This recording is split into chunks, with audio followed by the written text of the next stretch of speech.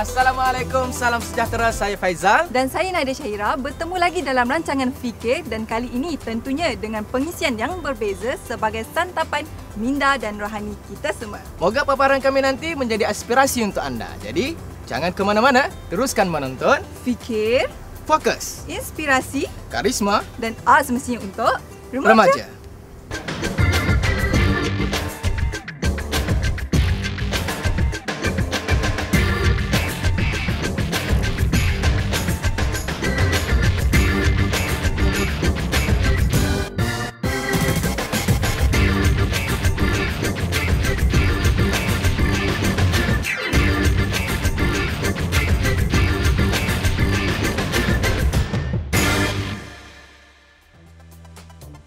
Nadia, awak dulu pernah berniaga tak? Tak pernah, tapi minat tu ada. Cuma tak ada kesempatan lagi lah Faizal. Nonton di rumah mesti tahu kan, 9/10 rezeki itu datang daripada perniagaan. Tentulah mereka tahu Faizal. Dan kerana itu jugalah idola kita pada minggu ini memilih bidang keusahawanan ni. Ya Nadia, bergerak usahawan pada usia yang muda bukanlah semudah yang disangka. Lebih-lebih lagi menceburi bidang perniagaan dalam bidang kosmetik yang dipelopori oleh golongan wanita. Dan kesusahan yang dilalui ketika zaman kanak-kanak dahulu menjadi pembakar semangat kepada beliau untuk merubah kehidupannya menjadi lebih baik tanpa mengenal erti putus asa. Betul tu Nadia. Yang pastinya kejayaan beliau telah pun membuka lebih banyak peluang kepada remaja untuk menceburi bidang perniagaan. Kalau nak tahu siapa idola kita pada minggu ini, jom kita saksikan bersama.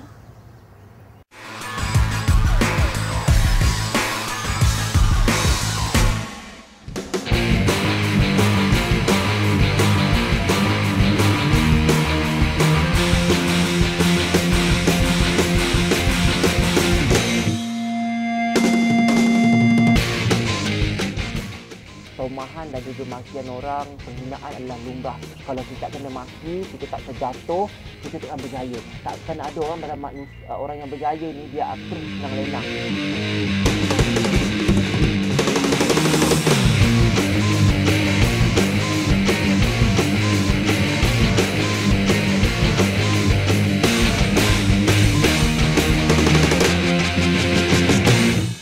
Sebenarnya keluarga saya berasal daripada Felda. Nenek saya, mak saya, ayah saya memang keturunan orang kata Menori Getah lah, di Kecau, satu Kuala Lipis, Pahang. Keluarga saya memang orang kata daripada dulu memang susah. Waktu umur saya terdika, mak bapak saya bercerai. Saya duduk dengan saya punya nenek dan 3 orang adik-beradik yang lain. Dan jadi saya mendesak saya untuk berniaga. Waktu tu umur saya 7 tahun ke 8 tahun saya dah mula berniaga. Syukrinya dulu kecil-kecil dia masuk ke berniaga. Dulu orang bawa pergi sekolah bawa buku. Dia tak ada lambat, dia penuh lah kacang lah, apalah. Dia perangai dia memang pelik. Dia jual okey, jual ikan, jual ladam, segala bagai semua dia jual lah. Dan saya bawa dalam saya punya beg. Budak-budak waktu darjah 2, darjah 1 tu dia orang bawa satu beg sahaja.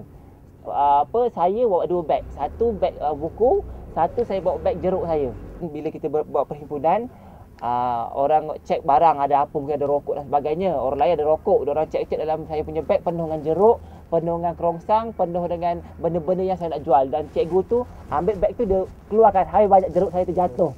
Dan saya memang kutiklah jeruk-jeruk saya. Muka saya memang malu sangat ketika tu. Dan benda tu adalah kenangan yang tak boleh saya lupakan. Masa bila saya kahwin, so saya tengah baru kahwin lah, pregnant anak pertama. Dia kata, jom kita berniaga pasar tani. Pasar tani? Dia kecil kan? Lepas tu macam dia cari tapak. Lepas tu tak tahu lah, setiap minggu saya berniaga dengan dia. Maksudnya bangun pagi pukul lepas subuh tu dah pergi kan. Lama-lama kita jadi macam seronok. Waktu tu umur saya baru dalam 20 tahun. Orang lain sibuk, orang kata hua-hua, berkaraoke, main snooker dan sebagainya. Tapi saya ketika tu sibuk dengan orang kata menjual produk di orang kata di pasar-pasar. Dah habis pasar, saya pergi pula ke office ketuk pintu. Sebab saya tak nak jualan saya tak habis kat pasar, saya akan tengok melopong. Kadang-kadang bila saya fikir balik kan, memang apa yang adik ada sekarang sebab sifat dia. Dia sebenarnya sangat cerewet, dia nak semua sempurna. Dia seorang yang tak boleh tunggu orang lambat. Jadi kalau dia kata pukul 11, pukul 10.30 saya dah kena siap. Tidak memang kena marah saya. Memang dia kerja sangat kuat. Mula-mula berniaga, setiap hari dia akan bayar pukul 11, pukul 12. Dan tak ada istilah tak boleh dalam pada hidup dia. Mesti kena boleh. Tak boleh pun bolehkan juga. Okey. Awak pernah berapa? Berapa? Dia orangnya sangat senang dibawa bincang. Orangnya macam bersahaja, dia suka buat kelakar, dan kita rasa, kita sebagai staff pun kita rasa tak ada gap antara bos, majikan dengan kita lah sebagai staff kan. Sebab dia orangnya teliti, walaupun dia teliti, walaupun dia tegas, tapi dia sangat tegas tu penting bagi dia sebab dia mementingkan kualiti. Lepas tu dengan cara dia yang senang bergaul dengan kita tak ada masalah dari segi untuk bekerja lah. Maknanya kita tak ada rasa takut, kita rasa easy working dengan dia. Walaupun dia seorang yang tegas, tapi dia layan semua staff dia semua sama rata. Tak ada yang ni seorang sini banyak macam pilih kasih, tak ada pilih kasih. Dan dia senang peramah lah. Dia memang orang yang orang kata tak berkira dengan staff. Memang okey lah. Kita perlu respect orang, baru orang boleh respect kita. Dan dalam perniagaan, dalam bekerja, saya adalah seorang majikan yang serius. Tapi di luar, saya akan menjadi orang yang biasa-biasa sahaja. Kita tak boleh terlalu tegas dan tak boleh terlalu pelembut.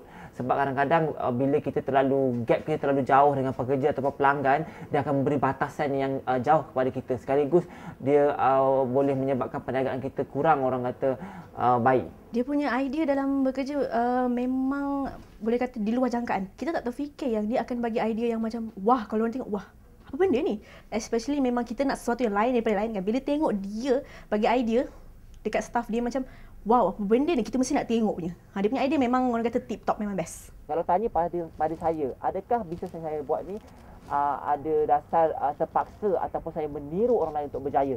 Jawapan saya tidak. Biarlah orang mengutuk saya macam makcik-makcik, macam kakak-kakak, kak long, saya tak kisah. Yang penting ini minat saya. Minat tu penting.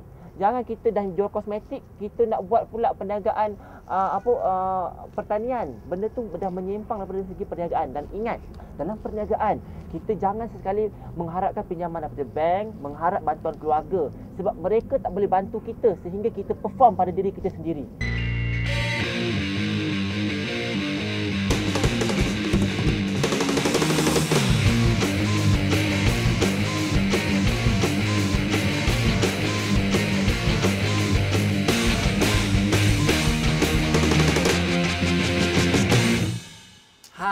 Inilah aktiviti di masa lapang saya. Saya suka bercucuk tanam. Anda macam mana? Kepada remaja-remaja kat luar, jangan buang masa. Lebih baik kita menolong ibu bapa kita, kemas rumah ke, bercucuk tanam ke, dapat juga hasilnya. Dan untuk berjaya bagi pendapat saya, kita perlu sentiasa melihat benda yang ke hadapan. Kalau kita fikir orang kutuk kita berkudis, satu badan berkudis. Kalau kita menerima penghinaan itu sebagai motivasi kita untuk berjaya, rasanya lebih mudah untuk kita mengecapi kejayaan. Sebab senang tak akan datang bergolek. Dan untuk jadi susah memang senang. Tapi untuk jadi senang, bukan senang.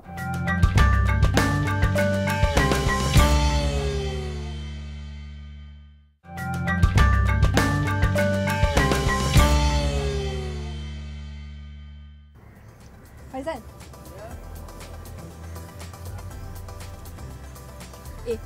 Awak tahu tak? Di sebalik kejayaan seorang lelaki tu, mesti ada wanita di belakangnya. Tentulah saya tahu. Tapi tahu ke Nadia, di sebalik kejayaan seorang pelajar, siapa di belakang mereka? Ibu bapa? Tak pun kawan-kawan? Bolehlah. Tapi yang paling utama, di sebalik kejayaan seorang pelajar, tentunya ada seorang guru ataupun tenaga pengajar mereka. Betul-betul. Tapi awak ni, adakah cita-cita nak jadi seorang tenaga pengajar? InsyaAllah kalau ada peluang. Lagipun kerjaya ni merupakan satu usaha yang cukup murni. Yelah Faizal, apa yang dia baca kan, tugas sebagai seorang guru ni memang dipandang mulia dan setiap waktu yang digunakan tu dikira sebagai ibadah. Betul tu Nadia. Dan tugas sebagai seorang guru juga boleh kita anggap sebagai satu jihad yang paling tinggi dan sesuatu yang dituntut oleh syariat. Faizal, sebenarnya kita cerita semua ni sebab sebentar lagi kita akan bersama dengan seorang ikon yang kini sedang menuntut di pusat latihan pengajar dan kemahiran lanjutan. Oh, tapi kat mana tu Nadia? Kalau nak tahu kat mana, jom kita saksikan selepas ini.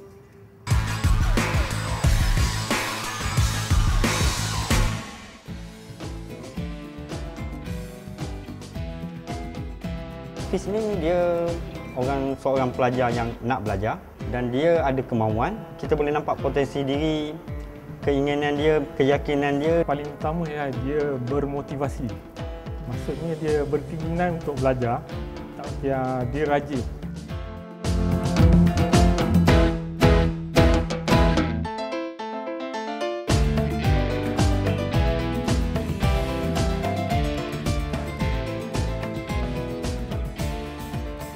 Selepas saya mendapat result SPM, itu saya mendapat result SPM pun tak seberapa mantap. Okey, saya apply untuk ke IPTA. Dan setelah beberapa bulan menunggu keputusan untuk kemasukan ke UiTM, tak dapat. Ibu bapa saya dia kata tak apa, tak dapat ke IPTA, kita cuba ke bidang kemahiran pula. Mana tahu rezeki ada di bidang kemahiran. So saya memilih bidang pengeluaran dan bidang mekatronik pada mulanya. Semasa belajar di SIA dia banyak belajar kemahiran kan. Kemudian dia di peringkat diploma lanjutan ni banyak belajar pasal pengurusan. Jadi saya tengok bukan saja dia berpotensi di bahagian kemahiran.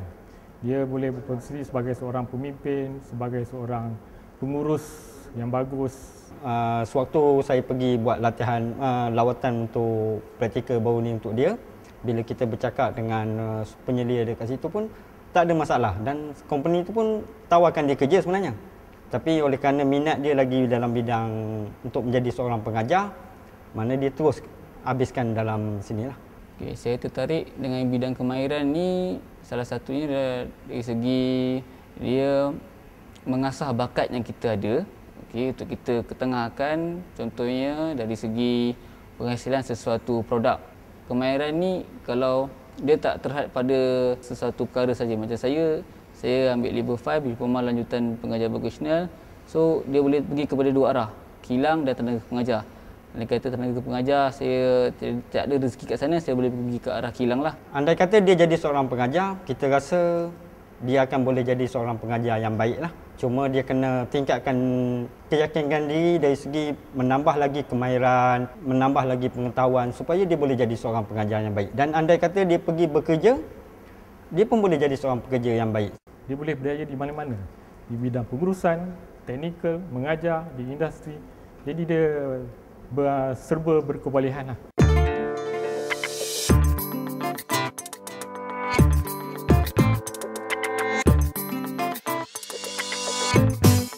Sebahagian calculation, pengiraan yang mana saya buat untuk penghasilan sesuatu produk. Bila kita masuk ke bidang kemahiran ini, pelajaran matematik itu adalah sangat penting. Saya dulu sekolah menengah taklah terlalu hebat untuk matematik ini, tetapi berdasarkan keyakinan dan kemauan diri sendiri, saya mampu menghasilkan program untuk GCode M-Code sesuatu produk. Saya kenal dia dah 1 tahun lebih. Lepas tu dia ni sangat tegas. Lepas tu tepat masa dan kalau buat kerja sangat kemas lah. Dia sangat mementingkan untuk berbincang. Macam contoh apabila cikgu kami memberi tugasan, so Hafiz ni dia tak akan buat kerja seorang-seorang. Dia akan berbincang dengan kami macam mana assignment tu akan dijalankan lah.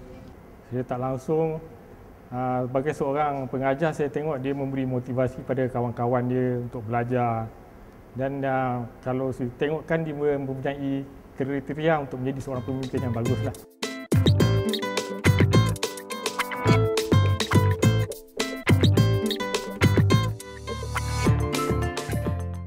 Kita memang selalu main futsal sama-sama lah. Petang-petang ni memang masa kita orang lah.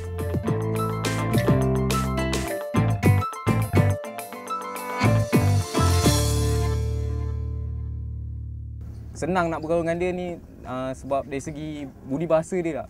Budi bahasa dia ni saya senang, dia pun bukan jenis yang suka cakap benda-benda yang merepek lah macam ni kan. Dia ni memang sangat sesuai lah untuk jadi seorang mengajar. Sebab ciri-ciri kepimpinan dia, pertuturan dia, lepas tu macam mana dia boleh manage kawan-kawan yang sebaya. Saya rasa tak akan jadi masalah lah untuk dia manage student-student dia pada masa akan datang. So, pesanan saya kepada remaja di luar sana, saya harap cuba fokus, cuba cari satu target untuk diri anda masing-masing. Ke mana anda nak pergi? Andai kata anda tiada peluang untuk ke IPTA, tak salah untuk kita cuba ke bidang kemahiran. Okay, bidang kemahiran kepada kamera juga kata boleh mengimprovekan diri kita, boleh bawa kita ke lebih jauh standing dengan akademik.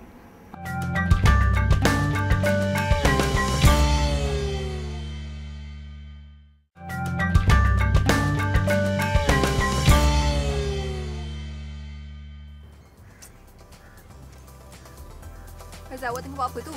Ni belanja bulan ni. Macam terlebih je. Faizal, awak tahu kan, bersederhana dalam kehidupan ni adalah petua terbaik untuk kita mengawal nafsu daripada berbelanja secara berlebihan. Ya Nadia, jika kita gagal mengawal nafsu ketika berbelanja, maka segala perancangan kewangan kita akan terganggu dan menyebabkan pelbagai implikasi lain yang lebih teruk akan terjadi. Begitupun Faizal, kesedaran mengenai perlunya mengamalkan perbelanjaan secara berhemah di kalangan masyarakat kita ni masih lagi di tahap yang rendah. Ya Nadia, jadi untuk memberikan kesedaran mengenai perbelanjaan secara bijak ini, Fongka melalui era konsumer secara sukarela memberikan maklumat pendidikan dan perlindungan pengguna kepada masyarakat kita di luar sana. Dan salah seorang sukarelawan yang telah melibatkan diri dalam usaha memupuk kesedaran dan memberi pendidikan mengenai pengurusan kewangan yang lebih baik ialah saudara Tan Hani. Nak tahu kisah selanjutnya? Jom sama-sama kita saksikan.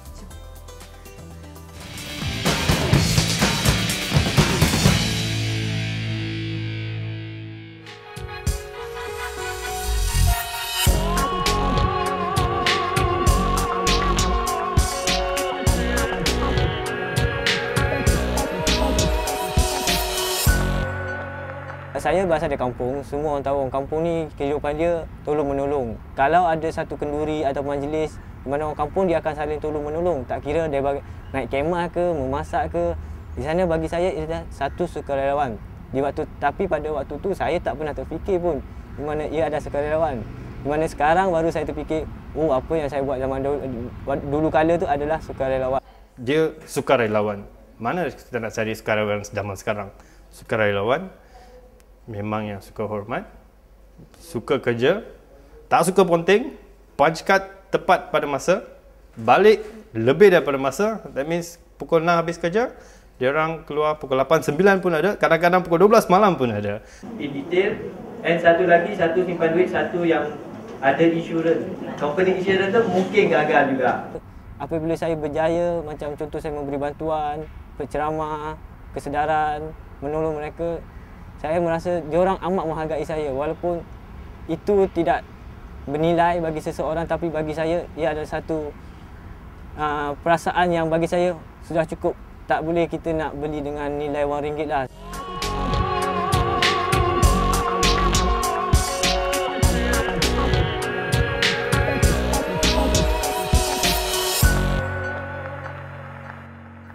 Banyak perkara yang saya belajar daripada Tan lah. Salah satunya, dia seorang yang sangat penyabar.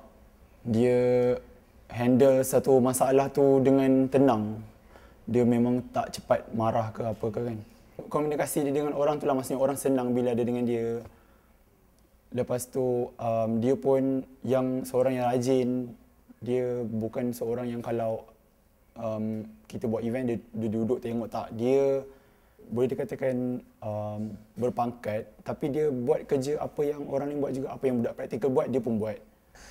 Tan, kita tak perlu minta. Suruh dia datang hari Sabtu, dia akan ada dekat sana. Lebih awal 1 jam daripada kita. Ahad, no problem. Dia akan sacrifice dia punya tidur. Dia seseorang yang sebelum perkara itu tamat atau habis, dia takkan tidur, dia takkan makan.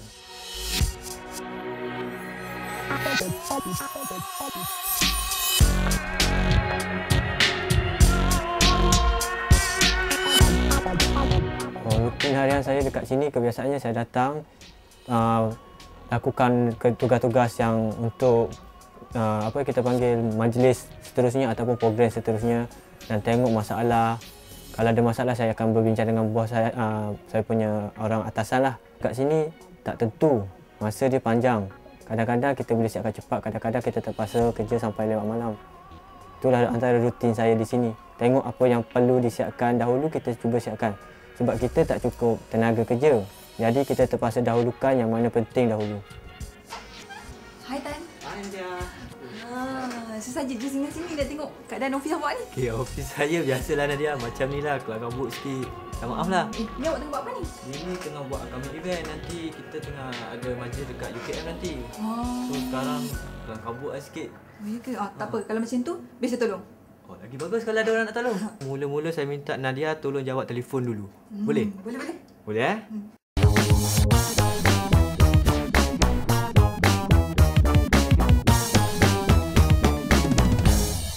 Okey, kebiasaannya kita juga di sini kita juga terima panggilan daripada pengadu. Di mana mula-mula apabila kita menerima panggilan daripada pengadu, kita akan cuba mendengar apa masalah diorang. Contoh kalau ada masalah, kita akan dengar dahulu masalah dan kita kenal pasti sektor mana, bahagian mana dan di mana kita perlu rujuk. Dan kita akan kumpul semua maklumat. Selepas itu, pihak kami akan hantar surat kepada bahagian yang terbabit dan cuba menyelesaikan masalah bagi pihak pengguna. Tiap masalah yang dia hadapi, dia akan ambil secara relax. Fikir dulu. Selepas fikir, put in the word. Tulis. Dan dia akan simpan dalam diary. At least dia akan share kepada semua orang dan dia akan ambil pendapat. Ambil pendapat tu memang ramai orang yang tidak boleh ambil pendapat. Tapi Tan, dia boleh kritis dan ambil pendapat daripada orang lain. So, nilai-nilai inilah yang menjadikan dia seorang yang insan yang orang kata apa? Hebat. Hebat, ya. Kira banyak juga aktiviti kat sini. Banyak, memang banyak. Kalau yang ni baru sebahagian ni dia. Ada lagi yang dekat-dekat. Diorang akan hantar. Banyak lagi yang tu. Jadi kalau ada sukarelawan yang sudi hulurkan bantuan kat sini, memang dialu-alukan lah. Memang dialu-alukan oleh pihak kami. Senang lagi kerja proses kita orang lah. Amatlah tinggi harapan saya agar ramai lagi generasi muda ataupun belia tampil ke hadapan menjadi sebagai atau ingin menjadi sebagai sukarelawan. Secara peribadi, kalau negara kita ada ramai sukarelawan, negara kita dapat mengurangkan segala masalah sosio ataupun ekonomi alam sekitar, semua kita dapat kurangkan.